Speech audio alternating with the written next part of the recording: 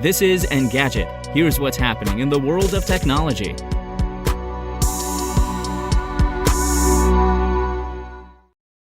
It's Tuesday, March 9th. Google Translate on the web can now convert text from images. It uses the same tech as the AR Translate tool for Google Lens, which performs real-time translations on smartphones. You'll find the option on the Google Translate website, where you'll see a new Images tab at the top.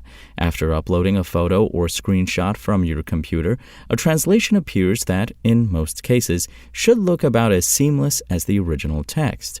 The web interface includes options to copy the text, download the translated image, or clear it.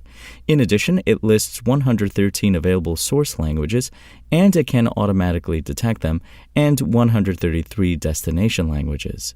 Lens Translate branding below the result indicates that it uses the same generative adversarial networks powering AR Translate for Google Lens. Although Lens has been able to translate images on mobile for years, the latest version that debuted last year uses the same tech powering the company's Magic Eraser, which debuted on the Pixel 6 but is now available on older Pixels and Google One. That helps the translation appear like it's replacing the original text rather than superimposing it on top. And this year's Microsoft Ability Summit is underway, and the company has revealed its latest advancements for accessibility and disability inclusion. First, it's bringing an accessibility assistant to Microsoft 365, formerly Microsoft Office. The aim is to help people produce content that's more accessible.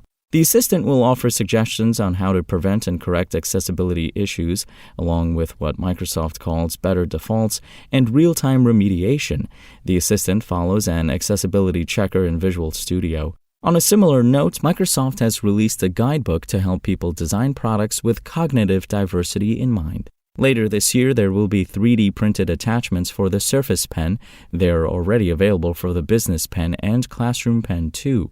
According to Microsoft, the grips can make the pens easier to hold for those with limited mobility, so they can use the peripherals on their Surface devices.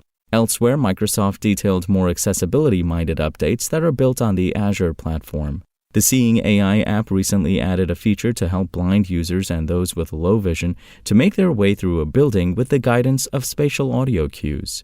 Azure Cognitive Services for Vision will be employed to automatically add alt text descriptions and captioning on LinkedIn as well. Microsoft notes that more than 40% of LinkedIn posts have at least one image. While automatically generated descriptions won't be perfect, they're better than having no alt text at all. On top of all that, Microsoft Translator today gained support for an additional 13 African languages, including Yoruba, Hausa, and Igbo. Additionally, Microsoft says it will delve into some of the ways that Bing AI can bolster accessibility during the summit.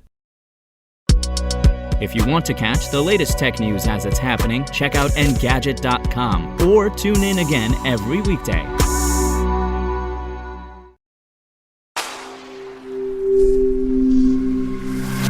SpokenLayer.